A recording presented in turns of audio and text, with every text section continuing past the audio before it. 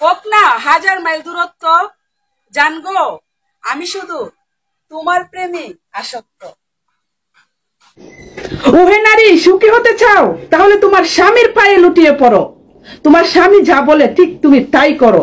তোমার স্বামী যদি বলে তুমি আগুনে ঝাঁপ দিতে, ঠিক আগুনেই ঝাঁপ দাও। দেখবা এটা আগুন না, এটা হচ্ছে জান্নাতের সর্ব উত্তম স্থান।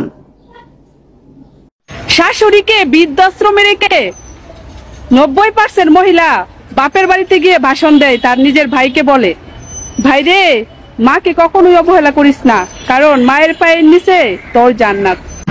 ভাইরে, জীবনে দুইটা মানুষ থেকে খুব দূরে থাকবেন। এক হচ্ছে ব্যস্ত মানুষ, আর দুই হচ্ছে স্বার্থপর মানুষ। বোনরে, স্বামীর ঘরে থেকে দেখুন অনেকেই আপনাকে স্বপ্ন দেখাবে, আর শুধু একবার ডিভোর্স হয়ে দেখুন সবাই শুধু বুক করতে চাইবে, বিয়ে করতে চাইবে না।